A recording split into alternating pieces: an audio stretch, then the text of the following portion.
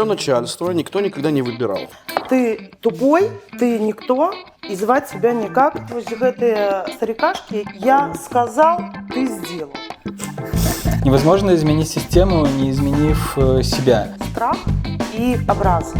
Это першае, што знішчае ўвогуле адносіны паміж людзьмі. Человек должен принимать решения, опираясь на свои суждения. Это достаточно непростой разговор про начальника.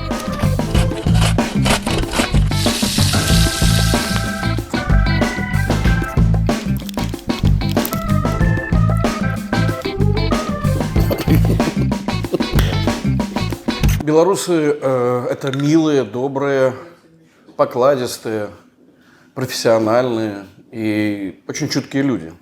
Они к тому же очень любят работать. Но им во все времена, хоть в советские, хоть сейчас, никогда не везло с начальством. С моими гостями мы попробуем разобраться и перетереть о том, почему так происходило и почему так происходит. И первый наш гость – Юлия Сливко. Добрый день, Юлия. Добрый день. Рад видеть. Мы сегодня приготовим такое блюдо, которое как бы итальянское. Знаешь, есть салат из помидоров с базиликом и с буратой, но мы по-белорусски поменяем один ингредиент. Мы поменяем бурату на ленивые вареники. Тоже творог, тоже сыр, но чуть другое звучание. Такая Беларусь с итальянским акцентом. Окей? Окей. Ты готова мне помочь? Конечно. Хорошо. Только вы кажете, что робить, а я Так. допомагаю. Ты не боишься резать лук? Увогуле мне нельга давать рэжучыя Хорошо. прылады, тому што Тогда так, я начинаю готовить, а ты рассказываешь мне сначала о себе. часам падаецца, ну што тут можна распавесці. Хадзіла ў садок, скончыла школу амаль вельмі добра, таму што добры атэстат быў. Закончыла універсітэт, пайшла працаваць, далей адкрыла бізнес, вось і ўсё жыццё. Какой бизнес? Бізнес, вельмі круты бізнес, я вельмі люблю яго.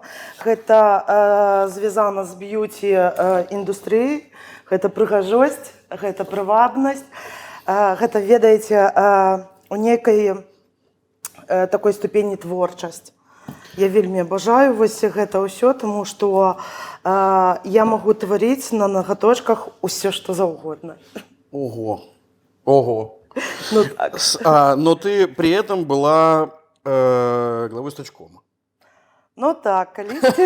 Так что-то тут с бьюти не связано, складывать. Калісьці, глядзіце, калісьці я ўвогуле была не толькі главой стачкома, а я працавала будаўніком. Такая нежаночая профессия, але я Это ў ёй до создания была. своего бизнеса? Так. Я 13 год працавала будаўніком. Потым, вось, калі здарыліся ўсе гэтыя падзеі беларускія ў 2020 годзе, я стала главой стачкома. Как это происходит вообще? Как становится главой стачкома? Трэба ўмець прыгожа казаць. Дам тебе такое задание. Это базилик. Хорошо идет к помидорам, к луку. И нам нужно оборвать листики и забросить их вот сюда. Базилик, в принципе, растет на грядках. Творог есть всегда на рынке, помидоры тоже. Помидоры лучше выбирать не совсем такие, а более домашние, более какие-то прям выращенные в своей теплице. Или на огороде. Слушай, получается так, твое начальство никто никогда не выбирал, да? Его выбрал там верховный вождь, который его назначил. Ну так. А тебя, как я понимаю, выбирали? Ну, конечно, за мяне галасавалі людзі. То есть гэта адбывалася так, што мы прыязджалі на аб'екты, праводзілі сярод людзей сустрэчы і далей пыталіся ў людзей там кандыдатуры прапаноўвалі і за каго прагаласуюць людзі. Женщина в строительстве, что это такое? Гэта цяжкі фізічны труд. В мужской компании, как я понимаю, в основном. Ну так. Гэта, разумееце, гэта мужская кампанія, і ты ўвесь час у нейкіх плётках жывеш, асабліва калі ты чалавек не зусім звычайны, неардынарны, прыгожы, то тебе еще тяжей, там будешь жить. Слушай, это что такое начальство на стройке? Это кто твой непосредственный начальник? Гэта ўсе, хто трошки более тебе зарабляет. Ну, они же как-то свои функции выполняют. Ты их воспринимаешь как людей, которые выше тебя по профессионализму и которые управляют процессом. Паслухайце, ну гэта не заўсёды начальнік не заўсёды разумее тебе. Гэта просто чалавек, у якога трошачки болей улады, чым у цябе. Начальство у Беларусі, да, гэта свая такая каста, прадстаўнік якой прыходзіць да цябе і кажа: ты тупой, ты никто, и звать тебя никак, давай, делай свою работу, я тебе тут немножко бабла отстегнул и вперед. Ну, а ты стоишь и просто не разумеешь увогуле, что тебе хочет. И, конечно, от такого ты стомляешься. А хорошие начальники были? Ну, не может же быть, чтобы там сколько-то тысяч сотрудников работает, а хороших начальников нет. Слушайте, ну я не памятаю таких. То есть получается, что вся структура построена так, что она плодит дурное начальство? Яна плодить хамство. Хамство и вот эту вось быдлятину. Угу. Тому что у нас так выстраивается ўсё, да, будуецца ўсё на хамстве, прыніжэнні и узвышении себе за кошт іншага. Ну, как-то ты так говоришь, что это тотально. А как же эти предприятия работают? Как это предприятие становится прибыльным? Как оно зарабатывает деньги? Ну, я хотела убачыць у Беларусі прибыльныя прадпрыемствы, якія рэальна прыносяць грошы. Они живут за кошт грошай дзяржавы. Хочешь сказать, что в сфере строительства такого нет? Нет. Ведаеце, я памятаю, як мы будавалі, напрыклад, атамку, і як там начальство воровало матэрыялы. Я гэта ўсё добра памятаю. Я памятаю, як нам зарплаты урэзвалі, і начальство казало: ну, гэта таму, што вы вось такія ляноты, вы не хочаце працаваць. Это на предприятии, на атомной электростанции? Ну так. Воровали? Да.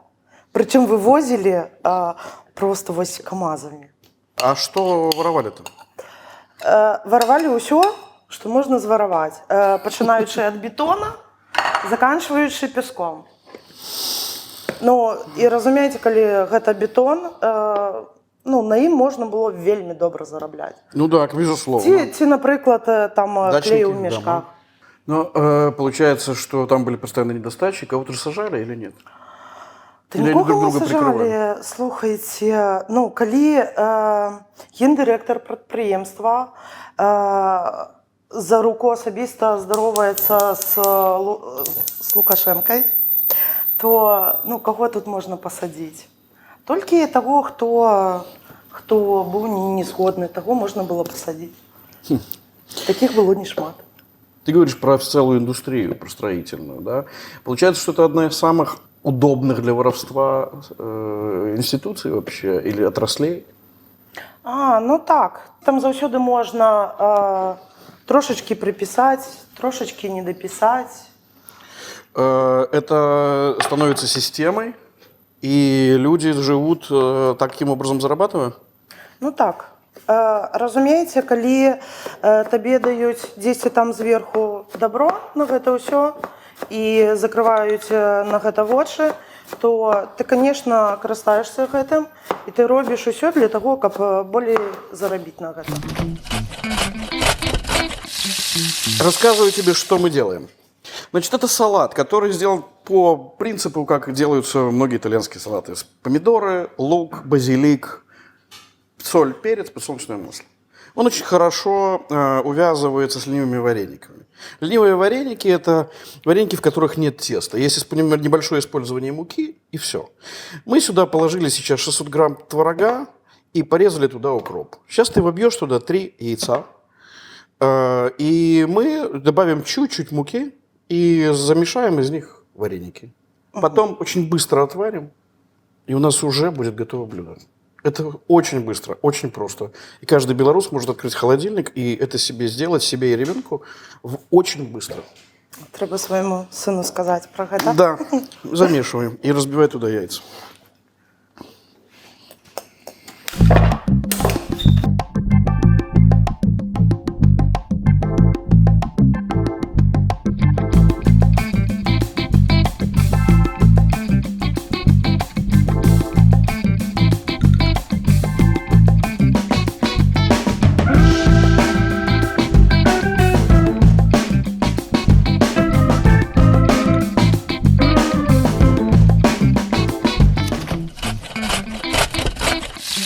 Ты думаешь, когда-нибудь представляла себя начальницей?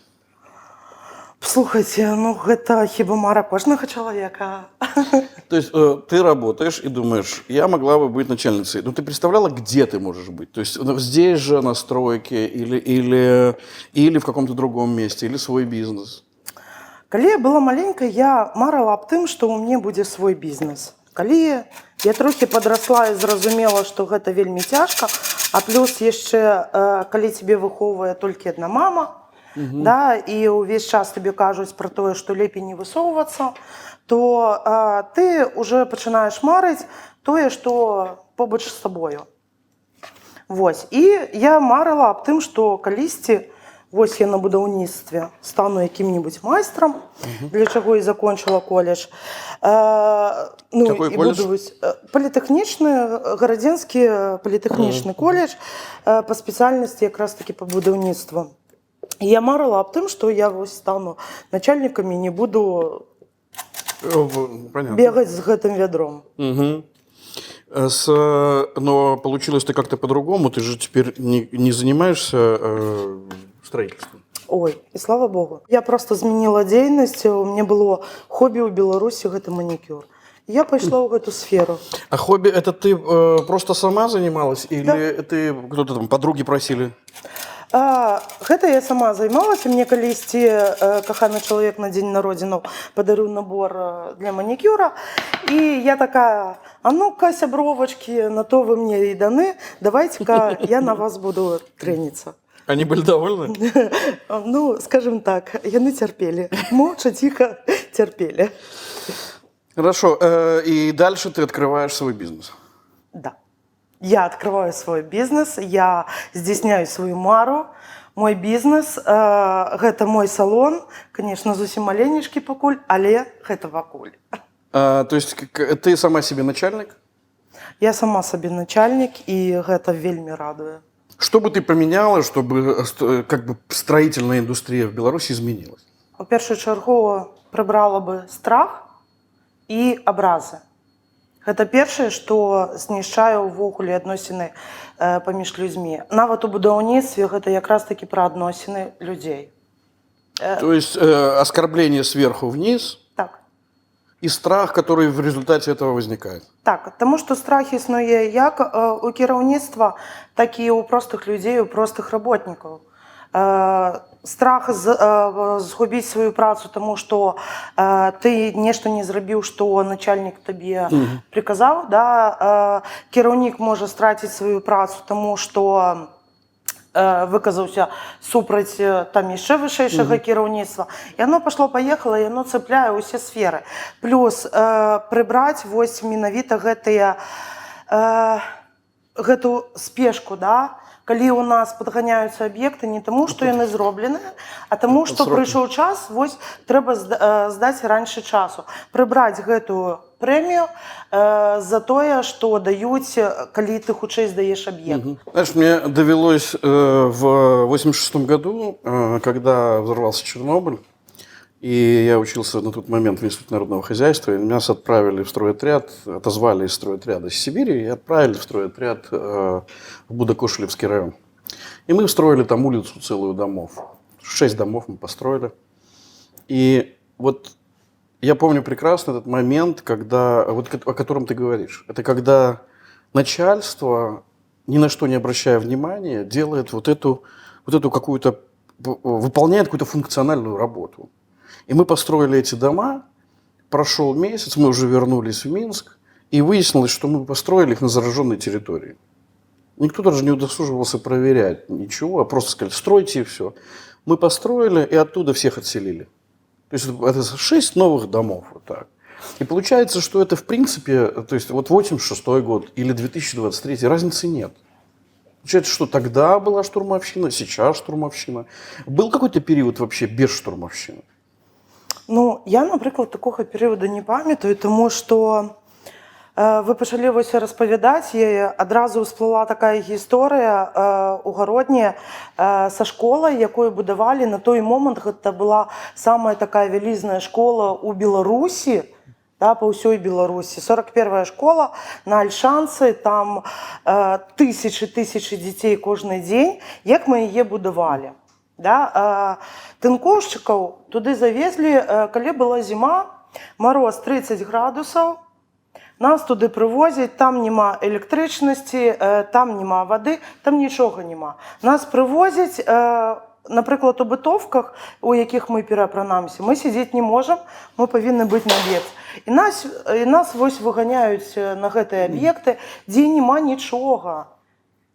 Закривайте окна, будемо створити тепло. Ну, ви серйозно, ви пленкою гэтай створите тепло. Далі нам привозять такі зефірки, гэта штуки, які обогрівають помешкання.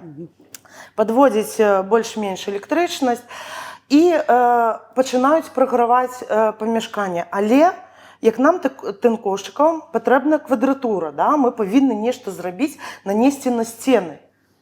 І ми на гэты мерзлые стены наносим тынковку. Ясно, что она упадет потом. Конечно, яна упаде, толькі пытанне, калі яна упаде. Яна упаде перад здачай аб'екта, ці калі ўжо там будуць дзеці. А кто положительные герои во всей этой истории? Слухайте, ну гэта простыя людзі, да? Таму што вось простыя працаўнікі, таму што я памятаю, як мы умудраліся пры ўсім гэтым хаця бы трошачкі вось правільна рабіць гэты тэхналагічны працэс. Да, мы не дазараблялі свае грошы, але пры гэтым мы разумелі, што гэта наша адказнасць, да? І ну, гэта грошы дзяржавы, якія зноў жа такі пойдуць не нам, а на тое, што каб гэта адрамантаваць. І мы спрабавалі неяк гэта зрабіць больш-менш якасна. В Минске я брал на протяжении 10 или 12 лет, я покупал творог у одного и того же производителя, у одного мужчины, который, он меня за это, конечно, пытал разговорами, он останавливал очередь и говорил, у меня тут пришел важный журналист, поэтому я сейчас вот с ним поговорю, ему отдам творог, а потом уже вам все сделаю. И я так много-много лет жил. А ты где покупала творог? А у меня свой был. Я большую частку жыцця пражыла ў вёсцы, потым, калі я пераехала ў Гародню, засталася вёска, бо там жыла мама. І я вось усё гэта жыццё я працавала ў вёскі, таму тварог, там малако, бульба, памідоркі, гэта ўсё было дамашняе. І я заўсёды працавала вельмі шмат, і ўсё дома таксама рабіла толькі я. Как-то тебе ничего в жизни легко не давалось, да? Единственное, это зарегистрировать в Варшаве салон. Ну, скажем так, да. Пакуль не з'явіўся сын. Калі сын трошачкі подрос, скажем так, і жыццё стало трохі папрыемней, таму што ён мяне пазбавіў ад домашніх такіх прац, напрыклад, як гатоўка, там прыбіранне дома. Гэта ўсё на маём дзіцяці. Сколько ему лет? Зараз 15. О, уже, да. Ну, мы с тобой закончили, и сейчас мы можем пойти к столу и попробовать то, что у нас получилось. Супер.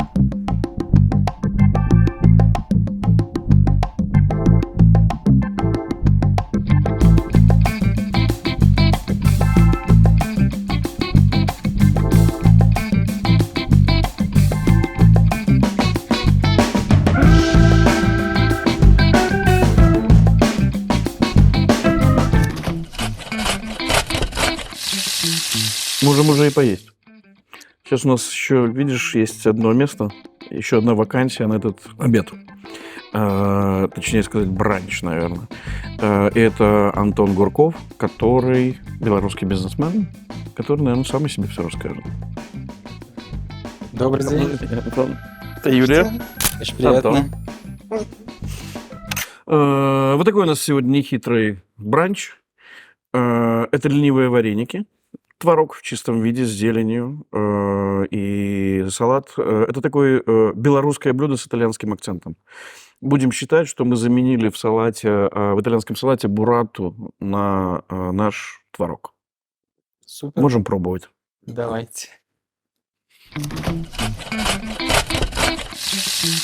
Рекомендую сметану, как к обычным вареникам. Давайте. Да, так каким ты был начальником, когда ты был маленьким начальником? Когда я работал в Атлантем, у меня был такой маленький семейный отдел, у нас было 3 человек, ну, то есть 3 человека и я, и, соответственно, вот так я начинал свою карьеру менеджера. Но потихоньку рос, и как бы сейчас, если считать всех людей под моим подчинением, то наберется, наверное, больше 50 человек. Угу. Давайте пробовать пока, Давайте. чтобы не остыло. А ты был и есть хороший начальник? Ну, это такой провокационный вопрос. Я думаю, как бы правильный ответ на него, это нужно спросить моих подчиненных, но как бы если здесь самому на него отвечать, то... Так они напишут в комментариях. Хорошо, будем надеяться. Я буду рад, если честно. Кстати, это тоже можно об этом поговорить. То есть вот, например, компания, в которой я работаю сейчас, там есть культура фидбэка, обратной связи, и это прям не то, что даже приветствуется, это обязанность не только руководителей, но и сотрудников постоянно давать фидбэки там, своим подчиненным, своим руководителям, своим коллегам, которые, ну, мы это называем пирами, которые на одном уровне. Это компания, которая занимается логистикой, если не ошибаюсь. Да, это компания, которая занимается доставкой еды. Доставка. Угу. То есть вот это новое веяние. То есть раньше такого бизнеса не было, в принципе. То есть лет 10 назад не бегали курьеры с рюкзаками по городу. Сейчас бегают. Вот как бы я в такой компании работаю. Скажи, когда ты был начальником в Беларуси, и ты начальник сейчас, как я понимаю, это в испанской компании, да? Да. Это радикальная разница? Разница есть, разница большая. Хотя та компания, в которой я начинал карьеру, в Беларуси, это тоже большая компания, но при этом сейчас компания, в которой я работаю, это действительно компания из Испании. Это гораздо больше компания. Я бы сказал, что основное отличие – это уровень давления и уровень ответственности, что ли. То есть в Беларуси мне было работать легче с точки зрения того, что я мог себе позволить, там, я не знаю, там, не так интенсивно работать. Тебе ставят задачи твое начальство. Да. И оно жестче, чем в Беларуси. Оно жестче, но жесткость — это не жесткость про то, что там тон голоса, либо какой-то приказной манер. Это в плане того, что это задачи сложнее, и задачи, которые требуют более быстрого решения, скажем так. То есть в Беларуси там Антон, надо сделать это. А здесь это Антон, надо сделать это к такому-то сроку, и чтобы это было там, ну, например, презентация там 30 слайдов, там должно быть то. Но при этом, естественно, у меня довольно большой уровень свободы. То есть мне никто не говорит там, что нужно в эту презентацию вставлять. Но при этом есть какие-то требования, которые я должен выполнять. В Беларуси с большего такого не было. Там Где твой начальник находится? начальник в Барселоне. Хороший начальник. Хороший, но со своими нюансами, как всегда. Что у тебя входит в понятие «хороший начальник»?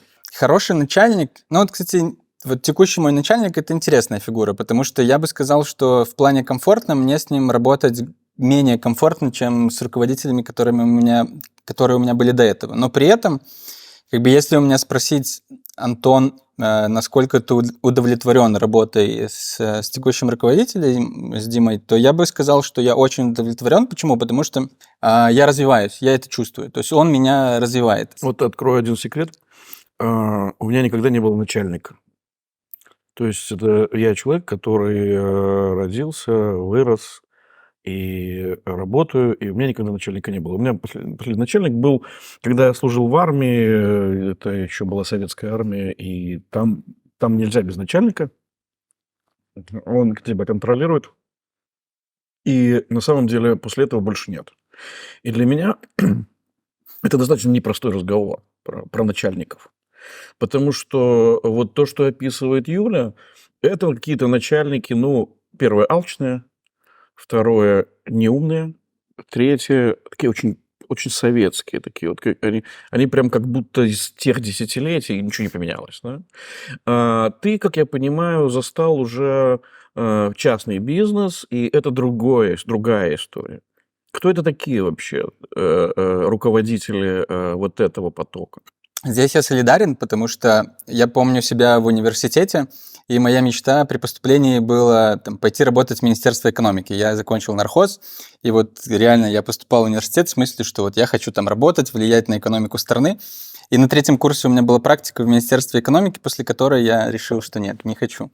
Это как раз говорит о том, что подход у... Ну, опять-таки, я обобщаю, естественно, я не говорю о том, что как бы в государственном управлении плохие управленцы и только.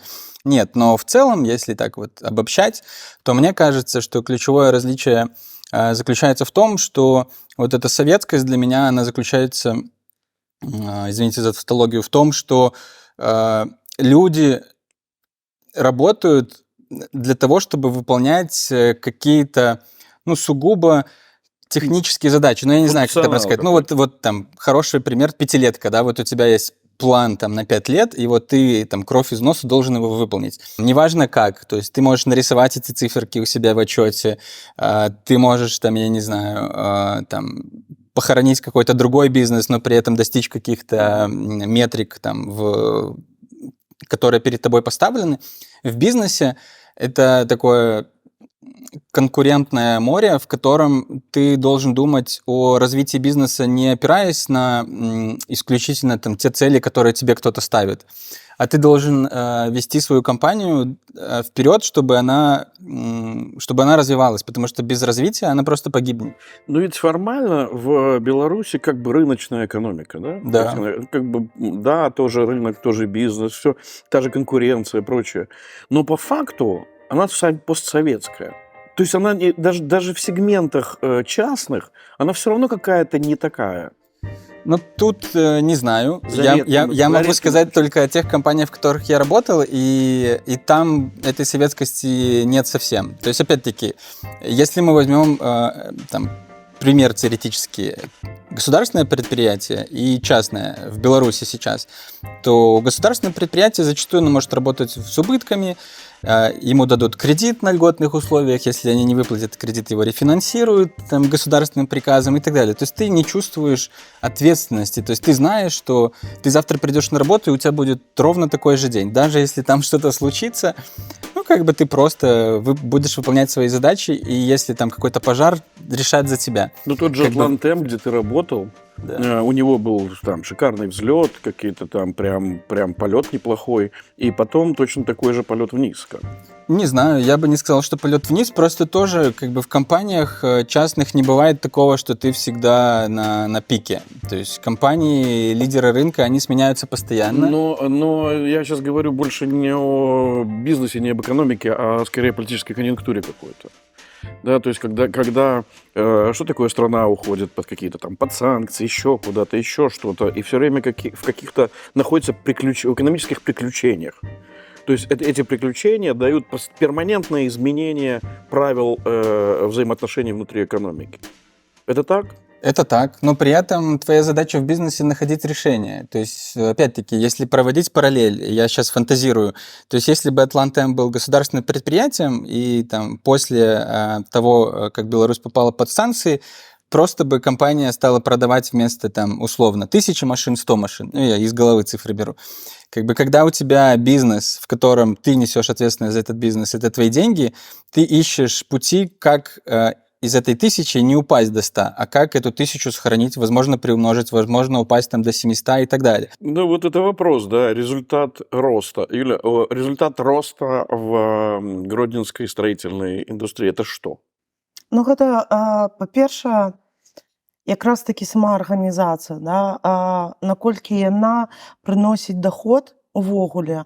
Таму што, наколькі я ведаю, нават на сённяшні момант тая арганізацыя, дзе я працавала, яна не прыносіць ніякага доходу, і дагэтуль яна фінансіруецца дзяржавай.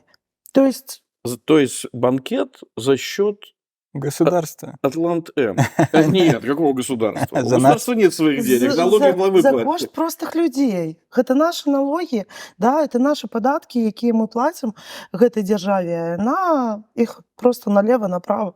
Давайте. А какой смысл вот этот держать вот этот вот этого дохлого слона вся в кухне? То есть, может, лучше закрыть и как-то деньги направлять на что-то более толковое? Напрыклад, як я бачу гэта, да, і як я бачыла ўвогуле, ствараюцца як бы працоўныя месцы і ствараецца ўражанне таго, што ну, у нас добрая краіна, у нас усё добра, у нас не такая вялікая беспрацоўнасць. І у нас усё добра, і людзі ў гэта хочуць верыць, і яны вераць у гэта. Вообще, извините, да, перебью. Да, Я да. думаю, что тут проблема в балансе между краткосрочным и долгосрочным. То есть мне кажется, что основная проблема государственных предприятий, что они пытаются решить краткосрочные задачи. Как Юля правильно заметила, то есть если его закрыть, ты получишь тут же на следующий день там 100, 1000, 2000 безработных. Безработных, да. И, естественно, как бы это в любом случае, с какой стороны не оценивать, это плохо. А другой вопрос, что если представить, что можно это предприятие продать какому-то инвестору, неважно, там, отечественному, зарубежному, он уволит 80% персонала, но через 5 лет там людей будет работать больше, чем на текущий момент, то тут уже как бы нужно подумать, что лучше. И, на мой взгляд, естественно, лучше как раз второй вариант. Но я думаю, что люди боятся делать такое решение как раз ввиду того, что они Самая заложники... нестабильность? Я думаю, что проблема идет от людей. То есть, ну, представь, что ты руководитель вот этого предприятия, и тебе нужно там принять какое-то радикальное решение. Это всегда страшно, особенно если это решение... Это страшно, но есть же, то есть мы же живем все-таки не в 17 веке, да, то есть, но есть же система переобучения, есть система, когда ты выстраиваешь какую-то систему защитную, которая людей перенаправляет внутри или внутри индустрии, или отправляет в другую индустрию. Например, вот компании, которые британские, которым нужны водители, они письмами забросали всю Польшу, да, все говорят, нам нужны водители. Водитель будет получать 28 фунтов в час. Это колоссальная сумма для водителя польского, да. И понятно, что они перекупают их, да. То есть, у меня вопрос, что какой в этом смысл держать вот эту структуру, которая уже умерла, то есть не умирает, а она уже умерла, да. Ну, хоть что-то надо же делать. Хоть продавать ее, хоть перестраивать, хоть кризисных менеджеров нанимать. Но когда это все висит, и просто мы возьмем у Атланта-М деньги, отдадим вот на это предприятие, и будет у этого предприятия работа ради работы. Не ради того, чтобы что-то сделать хорошо. И как Юля говорит, там нужно тонну там, материала на штукатурку, а там 2 тонны нужно, 1 тонну украли. То есть будет 1 тонна, да? То есть вот зачем это все? Оно все имеет какой-то смысл или нет? Потом оно отвалилось, начинает вкладывать опять деньги, другая строительная компания это все латает. Ну, Оно имеет смысл для определенных людей. Если ты работаешь на этом предприятии, оно для тебя и ты имеет подозреваешь смысл. для каких-то людей, да? Да. Тут всегда вопрос, с какой стороны на это смотреть. Ну, я уже свою оценку дал. То есть, на мой взгляд, я совершенно с тобой согласен, что надо что-то делать. Другой вопрос, что это первое время повлечет негативные последствия для всех. Но с течением времени это негативное последствие, оно исчезнет, и наоборот появится какое-то развитие. Потому что сегодня сложно представить там, мир без развития. Мир глобализован, и ты не можешь просто там создать какую-то устойчивую экономику внутри, где все счастливы и ходят на работу и радуются. Ну, то есть нету такого. Вось глядзіце, вы тут про такую великую экономику, да, як лепей закрыть, і вы кожны раз забываеце про людзей. У нас існуюць не толькі добрыя спецыялісты, у нас існуюць яшчэ і тыя людзі, якія, напрыклад, не хочуць гэтага росту. Да, вы про іх забыліся, і куды іх далей? Выкінуць просто на бочыну? Не. І тут яшчэ існуе якраз такі самае галоўнае, пра што вы забыліся, гэта выхаванне. Якраз такі наше вот это вот постсавецкае выхаванне, калі давайте вось мы зробім як рабілі, но гэта ж раней працавала, значыць гэта будзе працаваць і далей. І калі мы не будзем мяняць вось гэта выхаванне, а просто пазакрываем усё, ці гэта перапрадаем, там, я не ведаю, аддадзім тым, хто ў гэтым болей зразумее, ад гэтага лепшага жыцця не будзе для саміх людзей. У першую чаргу, кожны раз, калі мы касаемся эканомікі, мы павінны памятаць яшчэ пра тое, ці самі людзі да гэтага гатовыя. І наше кіраўніцтва, да, вы ж зразумееце, яны не змогуць адразу перастроіцца вось на гэты новы лад і працаваць як там на захадзе. Так может, они не нужны, эти начальники? Для таго, каб узяць новае кіраўніцтва, мы павінны яшчэ падрыхтаваць. І тут ужо пытанне датычыцца адукацыі. І тут кожная вось гэта сфера, яна вельмі звязана. Разумееце, трэба перабудаваць адукацыю для таго, каб падрыхтаваць новыя кадры, новае кіраўніцтва. Да, потым запусціць гэтае кіраўніцтва. І ў гэты час трэба з насельніцтвам працаваць і рыхтаваць іх да гэтых змен. Нельга ўзяць, там, адсекшы руку, да, і сказаць, што ўсё будзе працаваць по-новаму. Рука ад гэтага новая не вырасце. Тогда получается, что мы просто кормим людей. Вот была история, я помню, период прекрасно. Лукашенко дал задание, и Комитет госбезопасности проверил ведущих 60 компаний белорусских. Каждому роздал по колхозу, а некоторым и по 2. У меня знакомый, который работал в компании ОМА, они получили колхоз, который обходился им в год в $2 миллиона. То есть это просто какие-то колхозники, которые ничего не делали, на выходе не было ничего. Их просто вот все эти годы кормили просто так, чтобы они выживали. А какой в этом смысл сакральный? Хорошо, прошло, условно, 15 лет. Все, ничего не меняется. Точно так же они ничего не делают, им туда вваливают деньги, в компания за счет того, что она работает, она эти деньги туда отдает, просто как налог, да? Налог на сельское хозяйство, условно. Какой в этом смысл вообще? А ты говоришь, обучить, переобучить. Так никто же этим не занимается. Паслухайце, я вельмі добра памятаю гэтую гісторыю, тому што якраз у той час я з'ехала з такой вёскі, яна вельмі прыбыльная была, там быў такі колхоз, я як зараз памятаю, Зёрны, і да яго далучылі вось колхоз, які загнуўся. Першы час гэта быў час, калі ўсе плакалі, пракліналі ўсё на свеце, што вось далучылі.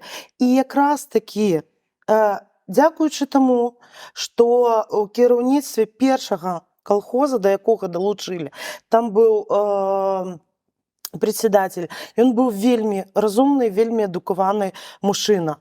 Ён змог гэты колхоз падняць. Не трэба проста ўліваць грошы. Грошы павінны працаваць. І калі ты людзей вучыш, як ён вучыў, што ён збіраў кожны раз сходы, да, і размаўляў з людзьмі. Ён адпраўляў вось гэтых жыхароў з таго колхоза, які сыграў у ящик, да, ён адпраўляў на пераадукацыю. І ён змог падняць гэты колхоз, разумееце? І гэты колхоз дагэтуль процветае. Тут история в том, что так совпало. И совпало из-за того, что попался грамотный и хороший управленец. Но мне кажется, что так не должно работать. Должны быть какие-то понятные правила игры, понятные механизмы, когда решение поглощать компанию или не поглощать должно приниматься вот этой компанией, либо руководителем, а не так, что это навязанное решение со стороны государства. У тебя нет ощущения вообще, что начальники из госсектора и начальники из частного бизнеса – это люди с разных планет, которым в принципе не о чем говорить? Вообще, да. Честно, я этим не горжусь, но я в том числе нанимаю руководителей. То есть я, например, сейчас работаю напрямую не с сотрудниками, которые выполняют какие-то задачи, а с руководителями. И у них уже есть свои команды. Так вот, у меня есть правило, что если человек работал исключительно в госсекторе, я даже его не рассматриваю. Я это делаю не потому, что я считаю, опять-таки, что все госуправленцы, они некомпетентны. Просто я так распределяю свое время. То есть я не, как это правильно сказать, то есть я верю в то, что я могу найти там какой-то гем, какой-то бриллиант, но я могу и не найти, и я могу на это потратить там кучу времени. Какие должны были бы быть условия, чтобы ты сказал, я готов пойти вот сюда на государственную службу работать? Такое вообще может быть гипотетически? Не знаю, пока сложно представить, но гипотетически, наверное, да. То есть есть пример успешных государственных предприятий, да, потому что опять-таки все идет от людей. Не То есть- предприятие, может быть служба государственная. То есть я же не обязательно... Да, окей. В общем, мой point в том, что все идет от людей. То есть у нас есть много историй, когда что-то развивается вопреки. И на государственном предприятии может быть точно так же. То есть система немножко извращенная, но при этом человек, который начал, либо подхватил, продолжил, он выстроил свою уютную систему внутри предприятия, службы и так далее, и это работает. Но тут ключевой риск для меня в таком случае, что я не понимаю гарантии тогда. То есть что произойдет, если этот человек уйдет? Что с ними со всеми не так вообще? А знаеце, я вось пра гэта таксама думала, таму што пакуль ты жывеш там і працуеш у гэтай сістэме, да, ты як бы не зусім гэта і заўважаеш. Калі ты выязджаеш, вырываешся з гэтага ўсяго, ты сядзіш і разважаеш, дзе, як пайшло не так і чаму вось так здарылася, да, што твоё кіраўніцтва стало так, скажем так, дурнее, чым ты. Хаця ты просто там працоўнік. Я так неяк і разважала і вырашыла, што ўсё ж такі ідзе якраз такі ад нашай ляноты. Да? Нашей? Нашей. От людской леноты, да? Человек такая людской истота... и нашей это разные вещи. Наши это вот мы втроем сидим. Я увогуле про людскую леноту, да, человек такая истота, ён сам по сабе по прыродзе ленівы, да, і калі дзяржава, палітыка гэтай дзяржавы якраз таки спрыяе вось гэтай ляноце, тады і ўзнікае вось такая сістэма, як у нас, да, чалавек не развіваецца, на халеру, мне і так усё добра, да, ён не прагрэсіруе, ён не расце вось па гэтай ступені, да, эвалюцыі, і ён спускаецца кожны раз да самага ніза. Калі вось браць піраміду Маслоу, да, на самом версе у нас там саморазвіццё ідзе. У самом нізу ежа, секс. І мы кожны раз, гледзячы вось на чыноўнікаў, я бачу, як яны спускаюцца па гэтай пірамідзе ўніз. Што іх цікавіць? Каб яны былі накормленыя, каб адзенне было там брэндавае, да, і болей іх нічога не цікавіць. Яны ж будуюць гэты прыклад і для іншых людзей. І таму усё астатняе вось так і будуецца. І калі табе яшчэ і не даюць хаця бы вось тую капелечку волі нейкай свабоды, да, каб развівацца, каб унесці нешта сваё, я, напрыклад, нешта прапаную, мне такі, да кто ты здесь такая? Давай, сиди, молчи у свою там анучку і ўсё на гэтым. І они загибаюць на карню гэтай прапановы, таму што калі пайсці на гэту прапанову, гэта трэба будзе працаваць. Гэта трэба будзе адпрацоўваць гэтыя грошы, да, нешта рабіць. Антон, ты согласен с этим? Я согласен. Я, во-первых, согласен с идеей, что когда ты находишься в какой-то ситуации, ты не можешь ее оценить со стороны. И, опять-таки, я никогда не был чиновником государственным, но при этом я думаю, что действительно огромная доля правды в этом есть, что ты вот живешь в системе, и тебе там, первый день кажется, что какой ужас, второй день этот ужас поменьше, а там через 3 года кажется, что так и должно быть. А тут уже и КамАЗ предложили с бетоном. Да.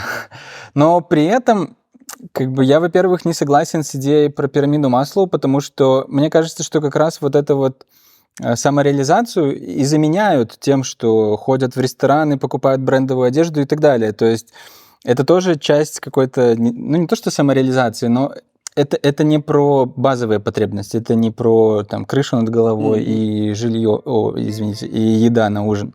Но вот хороший был пример по поводу того, что я предлагаю что-то, но мне говорят, сиди, молчи. Но для меня в такой ситуации, опять-таки, может быть, потому что я не из системы, я бы на следующий день просто встал и ушел, и пошел бы работать куда-то еще. Потому что у нас же не рабовладельческий строй, то есть мы можем там управлять своей карьерой. Ну, может, там на следующий день я там загнул, но я бы уже искал какое-то место, куда бы я ушел, потому что я бы понимал, что зачем мне это. У меня есть выбор широкий, может быть, он там не там тысячи компаний, но даже если там в каком-то городке там есть 3, 4, 5 компаний, всегда можно перейти из одной в другую, а если все 5 компаний или там все 5 там служб или там частей этих служб государственных, они построены по такой же системе, переедь в другой город. Ну, то есть я к тому, что человек должен принимать решения, опираясь на свои суждения. У него должна быть воля. Если этой воли нету, ну, как-то странно тогда предъявлять какие-то претензии тому, что начальник дурак в данном случае. Тут вопрос тогда, возможно, вы оба дураки. Наприклад, візьмемо мою ситуацію. Да? Я мать-одиночка, яка годує одна дитинка. Система у державі у нас выстроена так, що, перше, ти жінчина, і ти увогуле не можеш расти. А коли ти растеш, то ти повинна стільки прикласти висілку, да? І у тебе повинен, окрім гэтага, повинні бути альбо гроші, альбо любовник. Іншого варіанту тут нема. Я проходила, я ведаю. Розумієте? По-друге, сісти з праці. 5 підприємств, наприклад, у городі, да, ти можеш перейти у інше. Усі підприємства, які у Городні, побудовані менавіта так, як побудована та організація, де я працювала. Один в один. І я працювала у одной з лепших. З 4 підприємств будівництв, да, 2 у Городні, гэта самые такие шиковные, у одной из них я працевала. Ну, я сам из Гродно, я знаю, это Гродно промстрой, Гродно жилстрой, да? Да, но при этом, например, в Гродно, сейчас, правда, наверное, это уже неправда, но я помню, что когда я... Не то, что когда я был в Гродно, я в Гродно жил до моего студенчества. Но, тем не менее, долгое время в Гродно там был завод Конте, колготки, которые известны по всей Европе. Была фабрика мебели ЗОВ, по-моему, да, она и сейчас, возможно, есть. Тоже отличные кухни там в бюджетном сегменте. Ну, то есть это хорошее предприятие, которым давали развиваться, и потом, возможно, в какой-то момент перестали давать развиваться. Но я к тому, что все-таки можно найти что-то. Пусть это будет какое-то не огромное предприятие, там, где 2000 человек. Это может быть какой-то уютный семейный бизнес, но в котором будет комфортно работать и в котором твои решения, твои идеи будут ценить. Я ось якраз таки казала на особистому прикладі, да, не кожен чоловік так може зробити. Окей, можно я перебью? А вот почему? Вот я честно не понимаю. Допустим, у человека там есть ребенок, нету какого-то хорошего дохода. То есть человек живет от зарплаты до зарплаты, но при этом никто же не запрещает искать работу, работая на текущей работе. Глядите, як я жила, наприклад, у меня был интернат от працы. Маленькое дитё, то есть я не могу идти, наприклад, на той ЗОВ мебелі альбо Конте, тому що там праца по 12 годин. Ну, все, для мяне гэта закрыта. Далей прадпрыемстваў у Гародні няма, на якіх плаціце грошы, іх болей няма. Ну, дарэчы, ЗОВ мебелі ўжо таксама.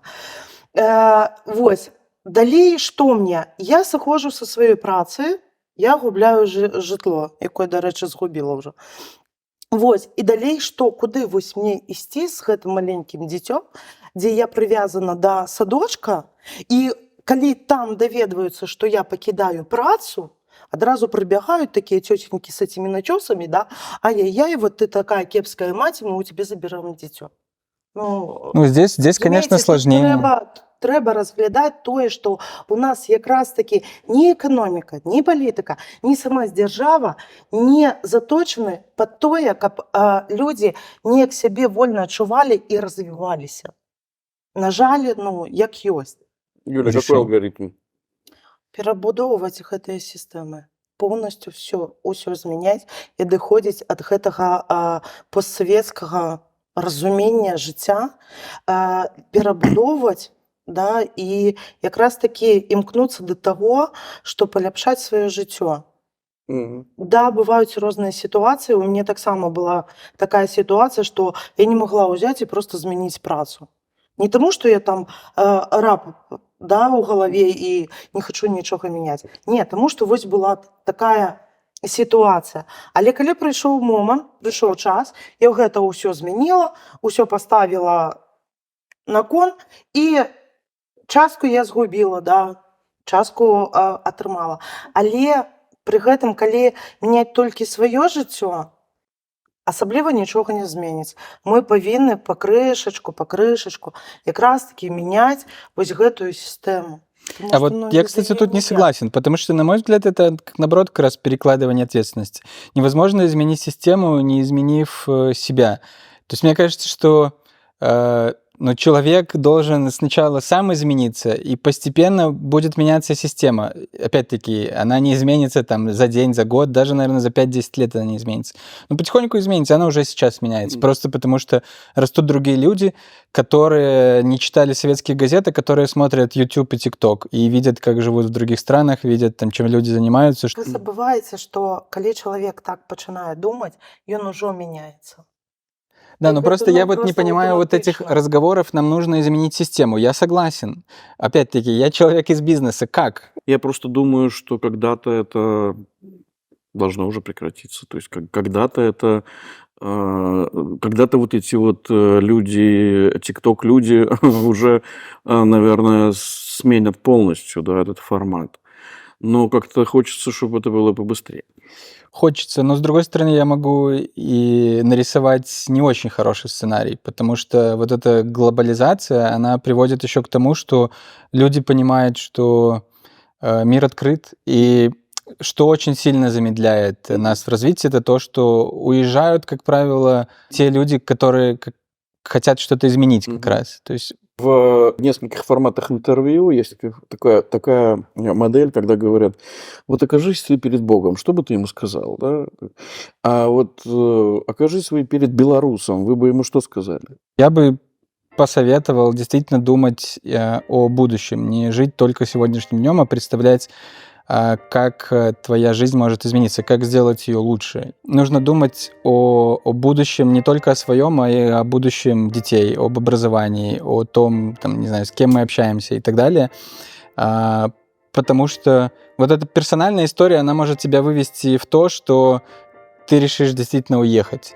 А если это стараться делать какой-то такой историей коллективной, то это может привести к лучшему в Беларуси. Ты лепше вер у себе, и у тебя все отрымается. Ну, потому что так оно и есть. Ну, а мне добавить нечего. Я полностью с этим согласен, потому что, да, белорусы очень талантливые, очень умные, очень тактичные. Да, они всегда дальновидны, но в целом они в состоянии все поменять, и в этом хочется верить. Спасибо вам за беседу. Спасибо. Очень было вкусно. Как я вам говорил, у меня никогда не было начальника. И я всегда был уверен в том, что это для меня очень хорошо. Потому что я был сам себе начальник, я делал то, что хотел, как хотел. Но я иногда грешным делом думаю, а может быть, у меня когда-то был бы начальник, который мне бы очень понравился. И может быть, он бы меня чему-то научил. И может быть, он оказался бы тем человеком, без которого я бы не представлял какой-то промежуток своей жизни.